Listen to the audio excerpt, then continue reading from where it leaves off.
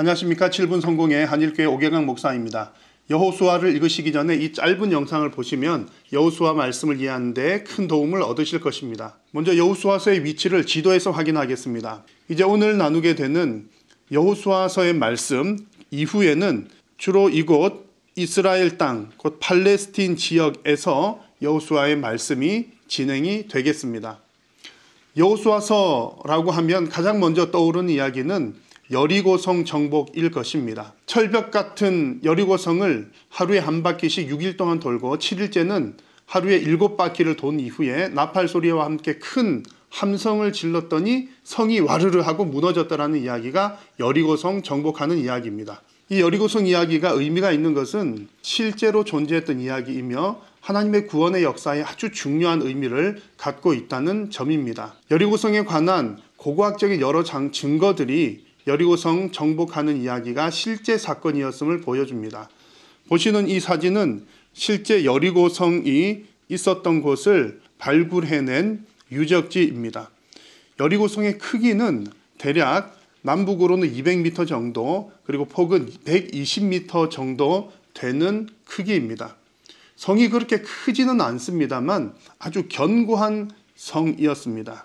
왜냐하면 이 여리고성은 이중성벽으로 되어 있기 때문에 그렇습니다. 그래서 성 안쪽에 또 사람들이 마을을 이루어 살고 있었을 뿐만 아니라 성벽과 성벽 사이에도 사람들이 생활을 했습니다. 여호수아 말씀 가운데 라합 이야기가 나오는데 라합이 살았던 곳이 바로 이곳 성벽과 성벽 사이에 있었던 집이었습니다. 여리고성의 성벽은 바깥쪽 벽과 안쪽 벽으로 되어 있고 그 사이의 간격이 넓습니다. 그리고 성벽의 높이는 외벽이 약 7m 정도, 안쪽 벽은 약 9m에서 10m 정도까지 이르는 아주 높은 벽입니다. 이렇게 이중으로 되어 있기 때문에 성이 그렇게 크지 않고 이스라엘 백성들의 숫자는 많았지만 무력으로 점령하기는 어려웠던, 불가능했던 성이 바로 여리고성이었습니다. 그런데 하나님께서 이 여리고성을 기적처럼 점령할 수 있도록 인도를 하신 것입니다. 이런 여리고성을 하루에 한 바퀴, 마지막 날 7바퀴 돌라는 하나님의 말씀에 순종했더니 하나님께서 무너뜨려 주셨습니다. 여리고 성벽의 측면 모습을 보면 이렇습니다. 이렇게 외벽과 내벽이 높이 거의 수직을 이루고 있기 때문에 이곳을 점령하기란 거의 불가능했습니다. 그러나 하나님께서 하나님의 힘으로 이 벽을 안쪽에서 바깥쪽으로 무너뜨려 주셨기 때문에 이렇게 높았던 벽이 사람들이 걸어서 올라갈 수 있는 그러한 길이 되어서 통로가 되어서 여리고성을 정복을 하게 된 것입니다. 이렇게 해서 이스라엘 백성들은 여리고성을 정복하게 되었지만 두 번째 성인 아이성에서는 실패하고 맙니다. 이스라엘 백성들이 이렇게 튼튼했던 여리고성은 정복했지만 두 번째 성인 아이성에서는 실패하고 맙니다. 그 이유가 무엇인지 여호수아 말씀이 우리에게 잘 보여줍니다. 여호수아 말씀의 제목 여호수아라고 하는 말은 셰페르 예호수아, 즉 여호와께서 구원하신다라고 하는 뜻을 지닌 책의 이름입니다. 이 여호수아를 헬라어식으로 표현하면 예수가 됩니다. 여호수아서는 가나안 땅을 정복해가는 이야기를 보여주는데 이 과정을 통해서 하나님께서 구원을 완성해 가시는 것을 우리에게 보여줍니다. 즉 여호수아서의 주제는 하나님의 약속의 성취입니다. 여호와 하나님은 약속을 신실하게 이루시는 분이십니다. 여호수아서는 총 24장으로 구성이 되어 있습니다. 1장에서 5장까지의 말씀은 요단강을 건너가는 이야기입니다. 요단강을 건너가기 이전에 하나님께서 먼저 이스라엘 백성들에게 하나님의 말씀에 순종할 것을 요구하셨고 또 여호수아는 여리고성을 먼저 정탐하도록 정탐꾼들을 보내었습니다. 그때 라합이라고 하는 사람을 만나게 되는 이야기가 나옵니다. 그리고서 요단강을 건너게 되는데 그 당시에는 요단강이 한참 범람하는 시기였습니다. 그러나 그 요단강을 하나님께서 마치 홍해를 가르시듯이 요단강의 물을 가르시고 마르게 하셔서 이스라엘 백성들이 그 요단강을 건너갈 수 있도록 해 주셨습니다.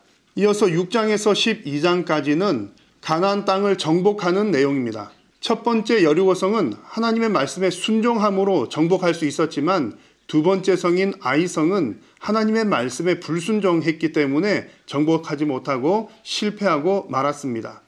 이 정복 전쟁 과정 가운데 보여주는 것은 하나님의 말씀에 순종하는 것이 우리가 승리하는 길이요 살아남는 길임을 분명하게 보여주십니다. 이 전쟁의 과정들을 통해서 우리가 약속의 땅을 상속받으려면 하나님의 말씀에 순종해야 하는 것을 확실하게 보여주십니다. 그리고 하나님께서는 이 가나안 땅 지역을 전멸할 것을, 완전히 정복할 것을 명령하셨습니다. 하나님께서는 이곳 가나안 땅을 완전하게 정복하실 것을 명령하셨습니다. 완전히 진멸하라고 말씀하셨는데 그것은 하나님의 무자비함을 보여주시는 것이 아니라 심판하시는 하나님을 보여주십니다.